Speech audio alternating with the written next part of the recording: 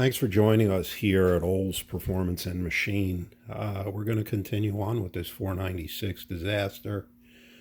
It's always good to try and figure out why an occurrence happened. It helps you give an understanding to get to the bottom line as far as why did it eat itself up?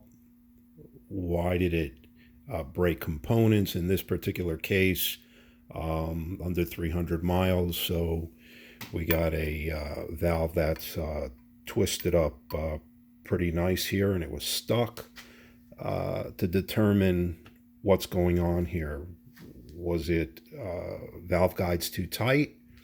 Was it just incorrect spring pressures? Was it incorrect piston to valve clearance? It's always nice to find out. The customer was nice enough to provide us with camshaft specs here of his previous builder that did this.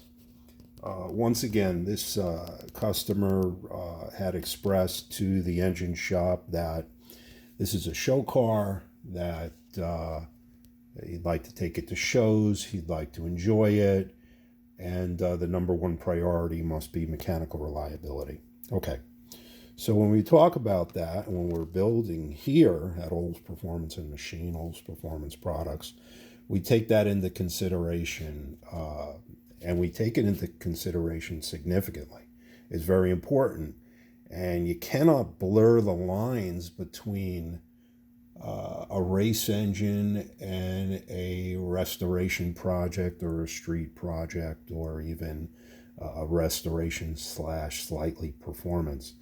And I think in this case that the lines were blurred significantly, that in conjunction with just how should I say, just poor choices on parts, poor machine work, and so on and so forth. Okay, so if we take a close look here, and we're looking at lobe lifts, all right, and so you got down here, you got 0.393, you got 0.397. When you take that times the rocker arm ratio, we're just slightly north of 630 lift, right around that area.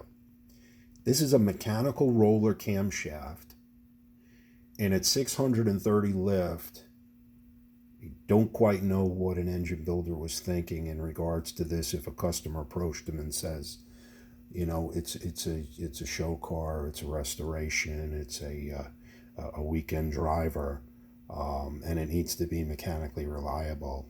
I don't know about others, but as far as we're concerned, 630 on the lift is an absolute no-go. I don't know why someone would do something like that. Maybe it was to try and make up for volume, but it's not something that we would ever put into a street or a show car type of restoration. It can be problematic, and mechanical reliability will significantly go down in it.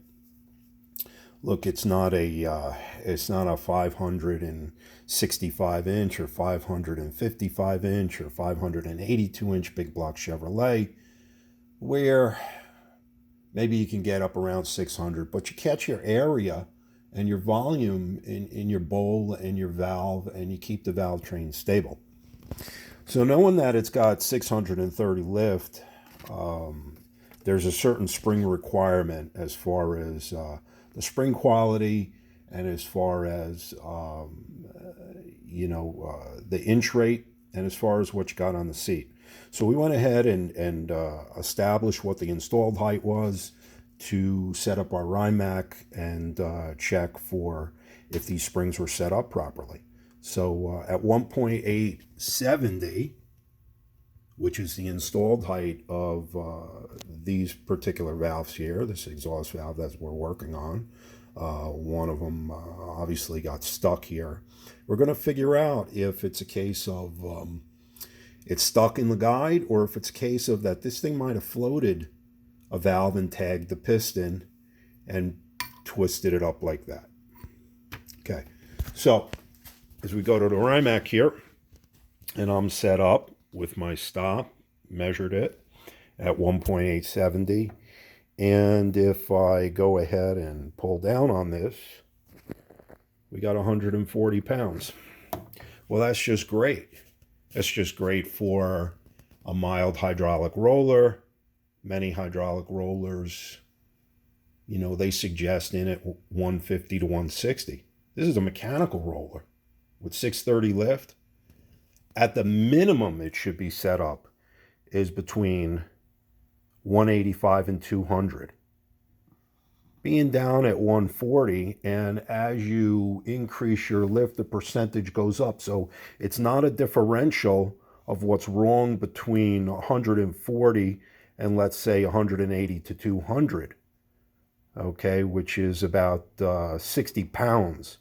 As you increase the lift and the spring collapses, the nose pressure changes considerably. So if it's a differential of from 140 to 200 in there, call it 60 pounds that it's off of what it should have been installed at, you could rest assured it's significantly greater at lift of the measurement that it's actually off. Okay, so that's problematic, and I would have to say, based upon 38 years of experience, that when you're starting to approach 42 to 4,400 RPMs with a spring rate that's somewhere down at 140 right now with a 630 lift cam, you're going to start to float it. And this is probably one of the reasons why it might have tagged it. And it probably tagged it on the dyno based upon the horsepower figures and torque output figures.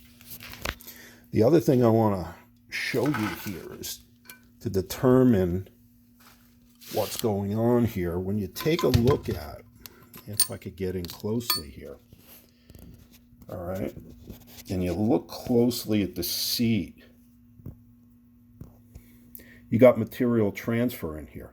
And I look closely at it, and there's material transferring from the valve onto the seat. It's definitely bouncing off the seat. Anyway, I was able to also check the clearance on the exhaust valve. It's very marginal, and it could have stuck this valve. So there's two issues going on. Which came first? Did it stick the valve and bend the head of the valve, or did it float this thing and tag? Doesn't matter. Both are wrong. Both are incorrect. The spring rate is incorrect, and the clearance is incorrect between the valve guide and the valve stem itself. So if it didn't bite him right away, it would have bit this customer not that much thereafter. Anyway, it's disturbing and it's upsetting to see this, especially a customer spending so much money and just into the hands of supposedly a specialist, an Oldsmobile specialist, and apparently they're way off the mark here and they don't quite know what they're doing. So thanks for tuning in at Olds Performance Products, Olds Performance and Machine. Guys, any questions or parts that you need or want to inquire about a future build, you're welcome to call 1-800-382-1320. Thanks for staying around and joining us for this.